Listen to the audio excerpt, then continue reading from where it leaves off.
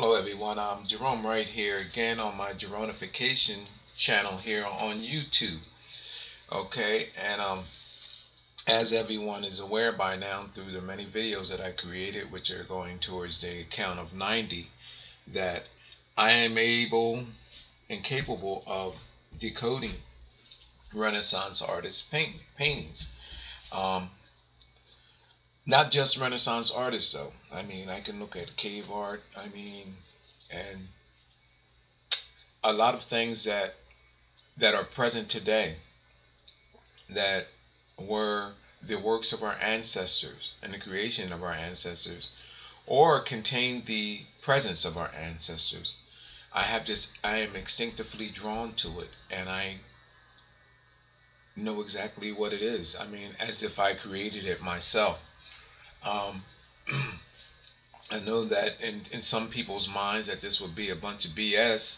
However, and given the magnitude of everything that I am doing here, I'm certain and confident that I don't have to prove anything to anyone. I mean, seeing is believing, and the proof is all around us. And it's not just me knowing this and being able to bring this to you.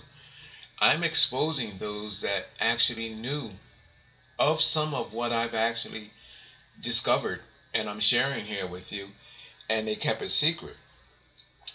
In this case here, you have Leonardo da Vinci's artwork, where I guess he's supposedly finished the angel here, and the person that done the rest of the artwork was Andrea di Verricchio, or Verricchio, I believe it is Verricchio.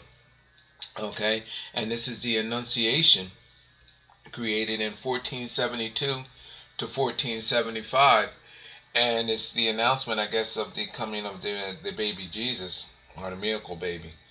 Now, it's in my discovery that every ancient Renaissance artist, that some that are famous, some that are non-famous, that their artworks are genetic blueprints as to how mankind was created and the origins of man. And what these paintings show us are genetic bloodlines. Okay? And these bloodlines and these genetic bloodlines, and how they are altered and bridged, and other genetics are being created. And the fruits of this of these cult-like rituals that altered mankind's genes are present today and are continuing. And it is in my position that in a lot of these ancient biblical historical moments, and during the Mayan times, and during the Anunnaki times, and during the Aztec, many of these cultures and civilizations, you hear of these individuals talking about in these religions that there's going to be a return. I mean, in the Hindus and Buddhists, I mean, and all they talk of these returns. And what I've discovered, that these returns are meaning in the sense of a genetic return, an awakening in our bodies, because they knew that they genetically altered us. And these timetables that they kept, these meticulous timetables that reference the stars out and beyond, where we actually came from. I mean, these timetables, these people knew of our celestial creators. They knew how these objects, these seeds from space, came onto our world, and they knew what their purpose was in furthering these seeds, these celestial seeds from space, which, I mean, all involve the genetic bridging of mankind and the manipulation of mankind. And every Renaissance artist's artwork depicts this, and their knowledge thereof. And I mean, as far back as in the 14th century, here we have Davinci and Verricchio showing it again here. You know what I mean? Now this is a very famous painting because even ancient alien theorists um, actually speculate this being of alien origins and a meaning of it, having a significant meaning of that of being alien or reference to beings visiting our world from outer space. Now, wherever these historical moments are referenced, and no matter who the artist, it's basically what it is showing us is that there was a genetic bridging at a historical moment in time, which affects the genetics of mankind today. All right. I'm going to go with I'm going to point out some things about this. Now, I'm not going to show you everything, okay? But I'm going to show you some of the things, and enough that you can Google this information and you can look for yourself. First of all, this angel that everybody makes a big deal over, stating that Davinci used a non-lead based paint where Verricchio did, and this image under X-ray will show Verricchio's portion of the painted portion, but it will not show the angel. And they saying that is something being disappeared, non-lead based, and it's showing disappeared. I mean, well, this is almost, I would almost say, consistent with my findings on what I know about the angel. First of all, I know what the angel is. Okay, so, and I'm just going to leave it like that. All right, now, and if you notice that in these pictures, and in a lot of Renaissance biblical pictures, that they always show either somebody pointing up or it shows an arrowhead going up. In this case, the angel is not pointing up, but if you look back over here in the trees are made in a way. I got a larger image too. That the trees are have an arrowhead on them. I'm gonna come up with a larger image, and I'm gonna go right there for a minute, and I'm gonna show you.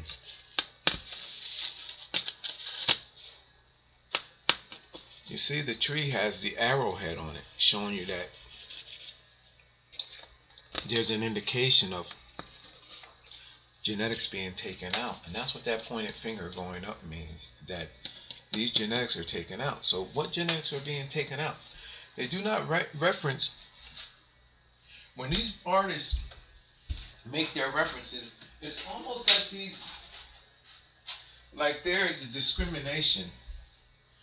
There's a discrimination about these famous artwork painting, because there's, in pretty much every Renaissance artist painting, there's a reference of blacks, African American. I mean not African Americans, Africans. I'm African American. That's why that came out across my tongue like that. But Africans, apes, are ancient ancestral origins. And in this case, if you notice that these arrowheads are right here, okay? And what it is showing us, and this is a symbolization too that I think that they use in electricity to show. It's almost like this here, like the paths of electricity. You know, almost like a symbolization similar to that. You know what I mean? Like the lines and then the arrow at top showing you that that's the direction of the current or the type of current that they might be using. But anyway, here, let's go over here. What is being taken out? Why is that arrowhead there? Well, if you look closely at the trees, there's an eye there. There's an eye there. There's an eye there. And then if you look even more closely, there's a nostril, and this creates the mouth. It's the black face of an ape in the tree. And it's showing you that the genetics of the black ape, our ancient ancestor, the ancient rooted genetics of black men taken out, and it calls for this creation. Now, we all know already, it's a scientific fact that all man evolved from ape, which is the origins of black man, and all man evolved from black man. Okay, but this is not by coincidence, people. This was a genetic altering process that began, in my findings, not with our white counterparts or other civilizations or anything. This process began with the ape and with the ancient black man. It is in my findings that before there was all civilizations, that there was civilizations of apes, like the planet of the apes, and civilizations of black men, that this information was erased from history. Later on erased from history so the truth would actually be kept from us. However,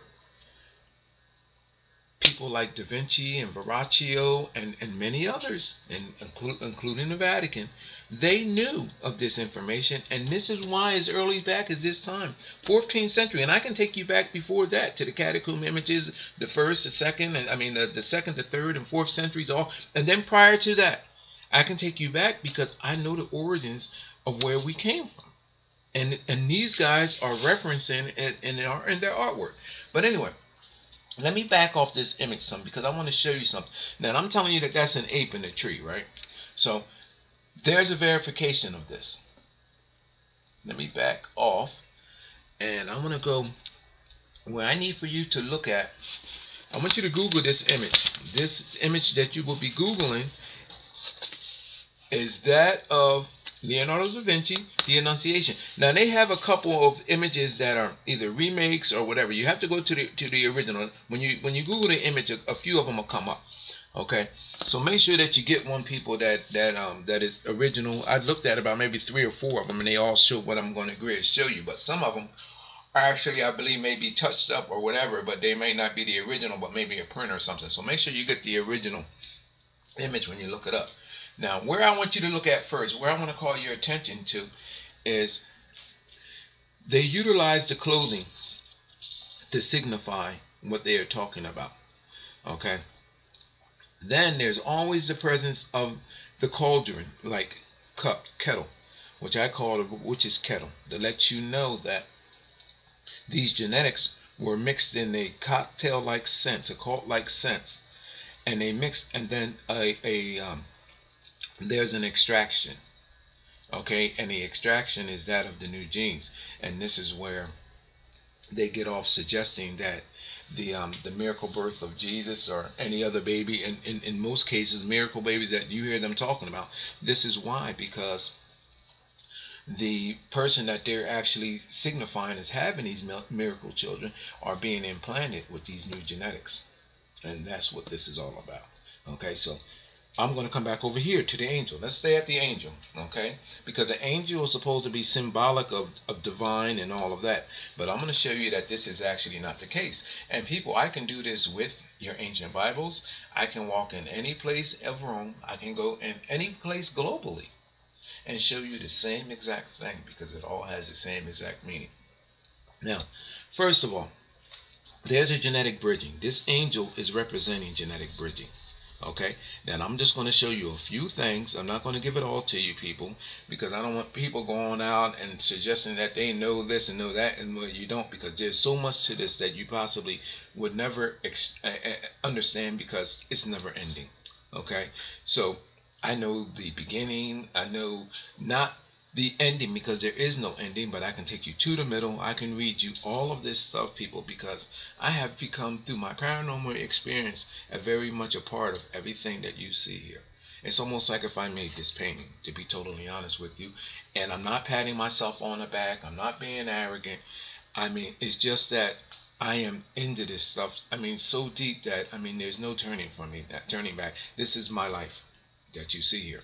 And I mean, and my passion for this is overwhelming. Okay, now I want to take you here, down here in the angels wardrobe here. Look there. What you see there is the under portion of a whale's mouth. Shows the wrinkling in the lines and everything, and the angel is almost holding the whale's mouth open. It's an open mouth of a whale there. And when you Google the image, I can't see it here because it's darkened through the copy, but you will even see the indication of the whale's eye in there. Okay? So as we know our whales, the two-tone colors of the whales is there. Now, this whale coloring, that black and white, is the cause for why nuns wear the clothing that they do. And I know why that is as well too. Okay? So, whenever you see a nun, think of the black and white coloring, the hood over their head, and think of the whale, because that's the representation of all nuns in their clothing. Now, I'm not suggesting that every nun knows this, but I'm telling you that I know this, and I know why the nun clothing is the way that it is. Okay? Because I know the ancient rooted secrets to why all of this is in the first place. Okay? Google the image. Leonardo da Vinci created this as a whale. This is a whale. The whale's mouth is open. Now, go to the green. The green always represents, these are color codes that I'm giving you, people. The green represents that of the reptilian. What reptilian? In this case, the serpent. Follow this cloth around, and when you come around through here, start looking, you will start seeing this clothing narrow out and become the head of a serpent, a snake. And you'll see the mouth open in this darkened portion right here. When you Google the image, you'll be able to recognize that as being recognized as that of the head of a snake, and with this open mouth. It even creates a darkened little circle there for the eye, and you'll see that the mouth is open. The bottom portion of the mouth is thinner than the top, and the head of a snake is created right in there. Our reptilian. This represents the bloodline, the red. Okay? Now, I'm going to give you something else. Now, wherever the angel represents the mother of creation, who I dub as the witch-like woman, and who is in all my discoveries. So wherever the witch-like woman, the mother of creation, is, you will always have the ape. So in this case, I'm going to direct you to the images of the ape. Look closely into the crest here of the wing of the angel, right there. Right there. There is a cleverly, not even disguised face of an ape. I should be able to draw it for you here. I know that I'm upside down. I'm coming around the bottom chin area of the ape. There's the mouth, and then I come around the top lip portion, and I'm coming around the eye area and the forehead of the ape, right there in the angel's wing area. Here is the eye, which I can perfectly see right there. And the ape's mouth is two-tone, depicting the ape's face right there.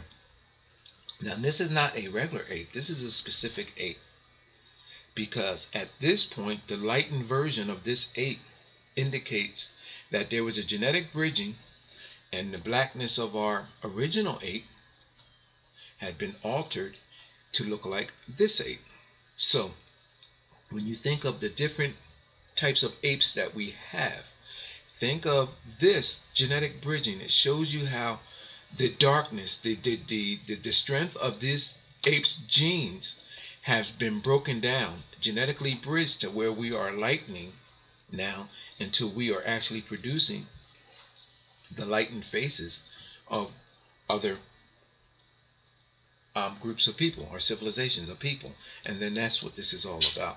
We evolved from this, genetically bridging through this, and it's showing you how these how our skin complexions and everything about us have become lightened up, and it shows you the animals that was actually utilized in doing all of this.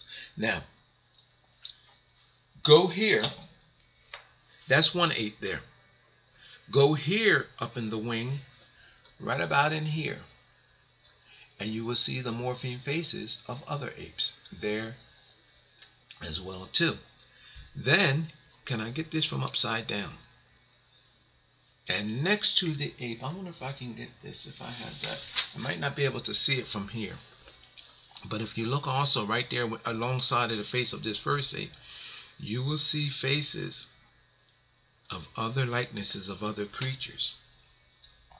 and they are always they are verifying features of that to show you how these morphing images actually came into creation of the other, and where they're going and where these genetics are going, like a genetic chart. That's all this is, a genetic chart.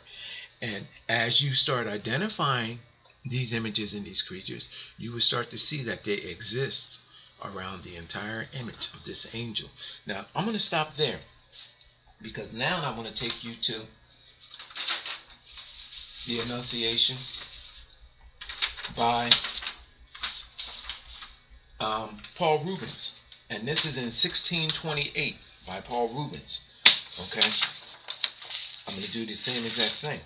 These historical moments are all referenced in the same exact way.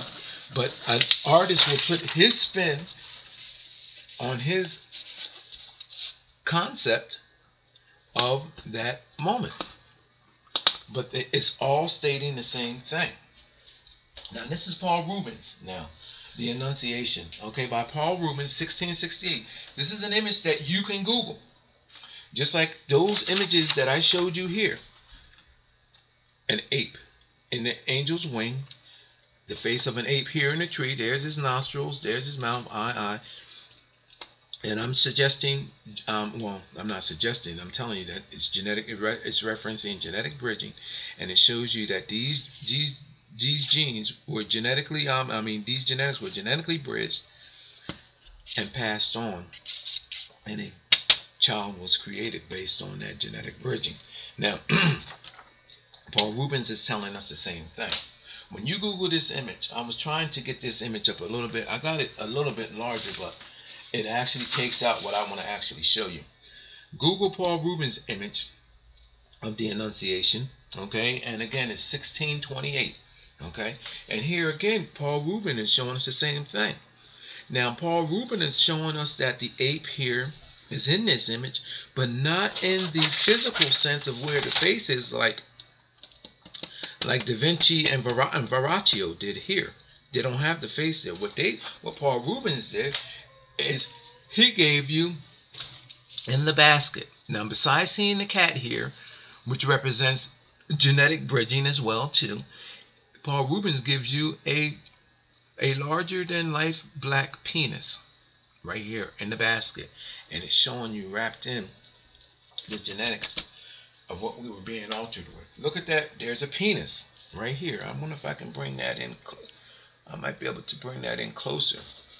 But you can actually take and Google the image of Paul Rubens, and you will see that. Now, what that penis represents, there it is there. There is a black penis right there, larger than life, okay? Now, what that represents is everything that is being stated here. Well, that Davinci is making a representation here.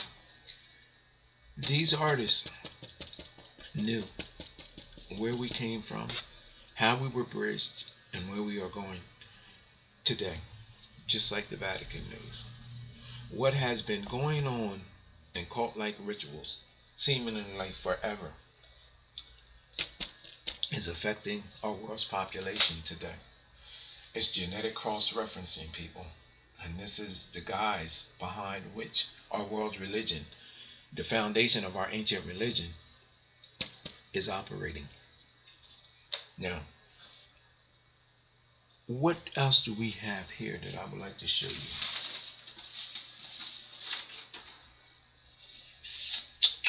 Oh, okay.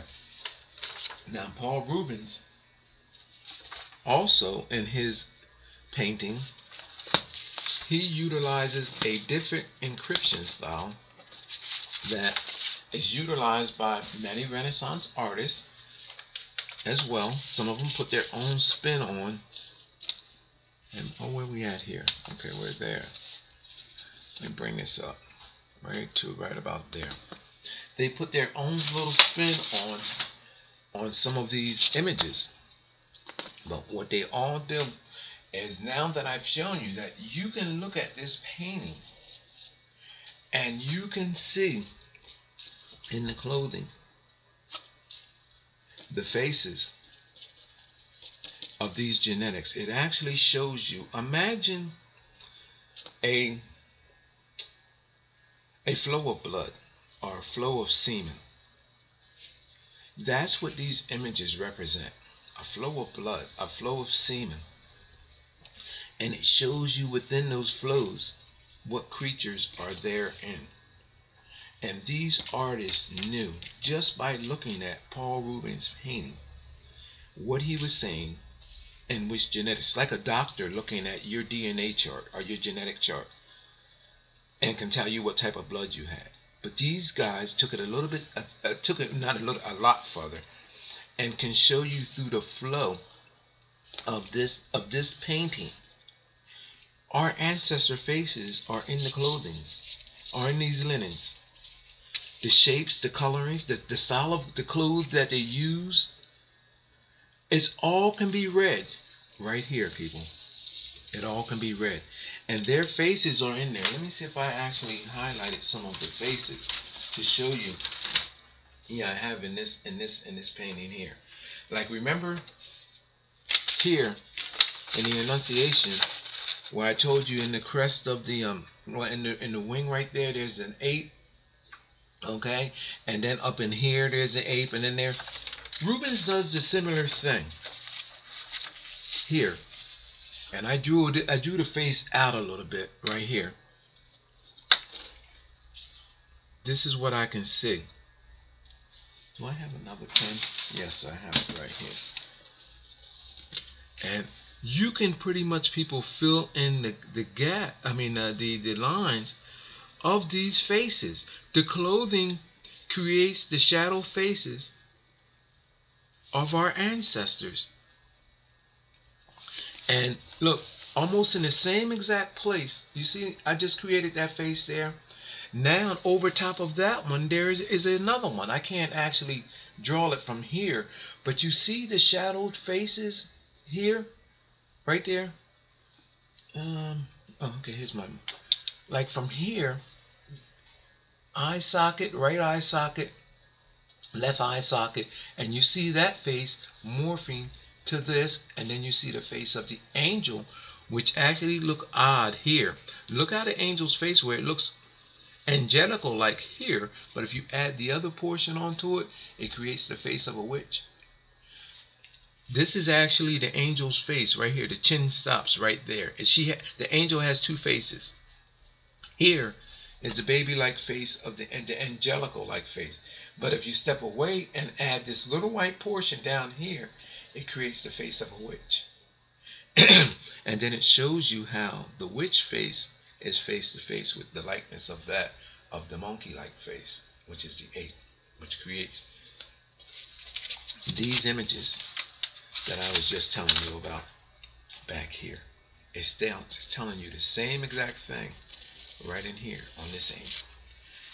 These images, people, even down through all of here, if you Google it, you'll see faces, the same exact thing. Let me draw you a couple of these right while so you'll know what to go at here. Even here, people, if you look at this angel's face turned down, if you were to look, watch this. I'm at the chin of the witch-like woman. There's her mouth right there. Look, I'm over top of her eye there. Look how these faces, can you see that? I wonder if you can see what I just done there. Maybe if I can turn it. Look, there you go right there. Look at how look at the witch-like woman right there. Look how these faces are shadowed in to the painting. And then it shows you how they branch off like a genetic chart. And it's not just one. When you find one, and that's coming off the other forehead up there, it's not just one. There's an angel, there's a witch-like woman's face facing the angel. And then at her forehead, coming up off of her forehead, is another image of herself, which I can probably turn over, like right about there. So it's two faces in one.